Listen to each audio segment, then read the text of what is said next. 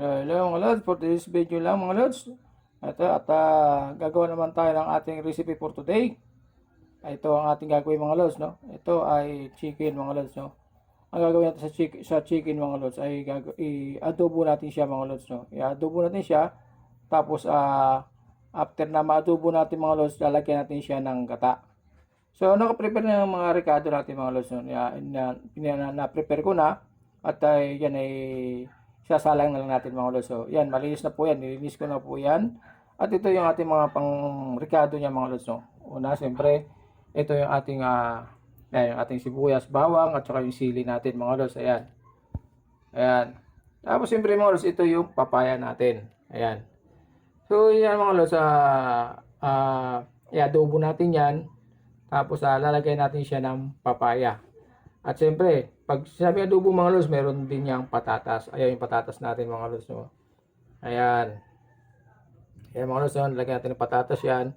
At siyempre, yan, nandito pa rin mga lods. Nandito rin yung ating, nakaprepare na rin mga lods yung ating gata. Ayan. Yung ating gata mga lods. Ayan, nilagay ko na yan dyan. So, isahan lang yan mga lods. No? Wala na ang pangalawa yan. Pag nilagay natin yan, isahan lang yan. Hindi na natin na lalagyan pa ng pangalawa. So, isang ano lang yan mga lods, no? So, ayan mga lods, yung nakaprepare na yung mga ricado natin. So, ayan yung ating recipe for today. Umpisa na natin mga lods at samahan nyo ako. Ayan, hanggang sa dulo mga lods, okay? Tara mga lods, let's go! Ayan mga lods, ilagay natin mga lods yung ating bawang. Ayan. Pula-pulahin lang natin ito mga lods yung bawang natin. Ay, maganda kasi mga lods pagka medyo pula-pula na siya. Yun, ayun na, saka yung aroma niya mga lods, yung amoy pala ng bawang talagang napakabango-bango. Tapos siyempre, lagyan na rin natin mga lods yung ating sibuyas. Ayan.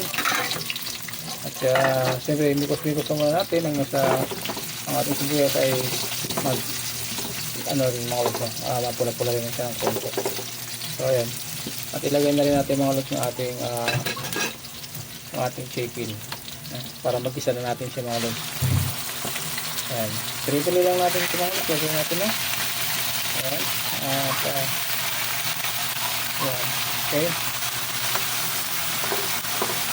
lambutin mo natin siya mga lods. Gisa-gisa mo natin siya para hindi mawala-wala yung kanyang langsa mga lods.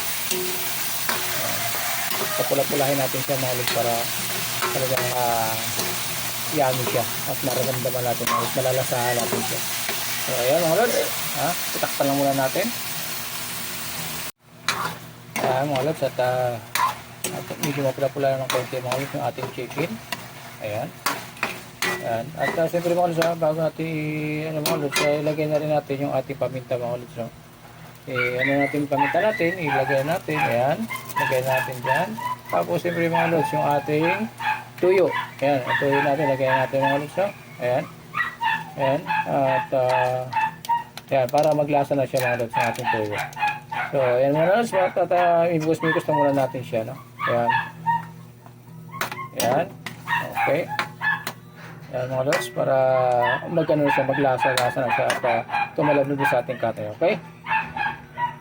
Ayan mga lods, ito na, mapula-pula na yung ating medyo na yung natin mga lods. Siyempre, lagyan na rin natin mga lods yung suka natin para tumalab na rin siya, no? Ayan, suka natin mga lods.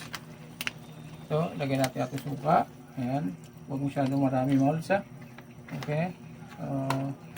Tapos siyempre mga lods, sabay na rin natin yung ating sili. Itong siling haba natin mga lods, oh. Ayan. Ayan mga lods, oh. Ayan, at imikos-mikos lang muna natin mga lods yan. Hanggang sa ito ay lambot-lambot pa yung ating chicken mga lods. So, yan ay itong natawag mga lods na adobo sa gata. So yan mga lods, okay, takpan lang muna natin mga lods, ha. Mga lods, at ilagay natin yan, seasoning natin mga lods, no.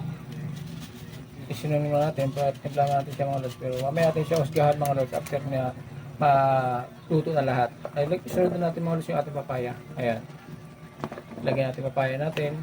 Ayan, hanggang sa parang pag lumampot na siya mga lods yung ating karne, sasabay na rin yung ating gulay. Sabay na rin natin mga lods yung ating patatas. Ayan. Ayan, ating patatas. Ayan mga lods. At siyempre, kunting mikos-mikos lang naman tayo. Ayan, kunting mikos-mikos lang hanggang sa ito ay lumambot yung ating mga papaya at patatas mga lods. So, ayan. Mamaya natin siya husgahan mga lods after na ito ay malagyan natin ng gata. Kasi titimplahan pa rin naman natin yan. So, patuyutuin lang natin ng konti mga lods. Okay, takpan na muna natin. Okay, sige. Alright mga lods, ito na siya. At malambot na po yung ating gulay mga lods, tsaka yung ating karne. Ayan na. Ayan mga lods. Pero siyempre, ilagay pa natin yung ating, yung ating pangdiin na gata mga lods. So, ilagay natin siya para mag-mix na siya mga lods. So, ayan. Ilagay na natin yung ating gata. Ayan mga lods. Yan po ang ating recipe for today. Adobo chicken na may gata mga lods. Ayan. At pakukulun lang natin mga lods. Ayan. Hanggang sa ito ay magtuyo-tuyo ng kunti. Patuyutuyin natin ng kunti ito mga lods na para talagang yummy siya bago natin siya timplahan. So okay mga lods. Pabayaan lang natin. Ayan na siya. Okay.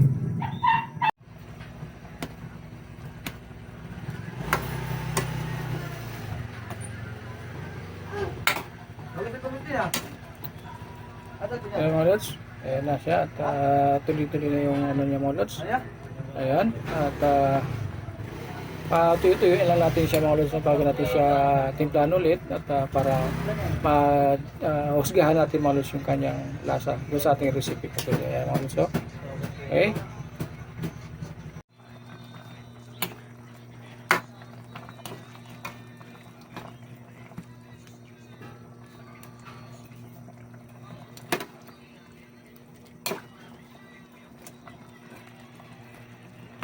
So atin siyang tikman mga lods para mahusgahan natin. Yun.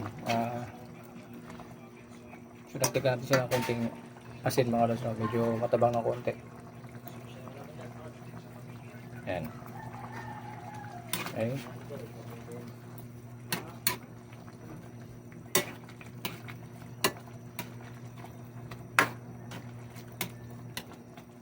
Medyo patuyo-tuyo lang natin mga lods.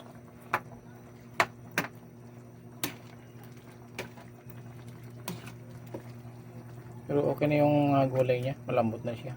Yung papaya at saka yung ano natin, patatas.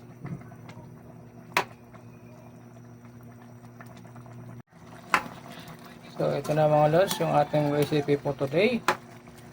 Adobong may gata. Ayan mga lods, no? Ayan. Ayan, thank you very much po sa lahat. Thank you for watching. At God bless po sa atin. Ayan. Enjoy lang po tayo, mga lods. Salamat po sa lahat ng support ninyo na ibinigay sa akin mga lods. Thank you very much. Bye bye po.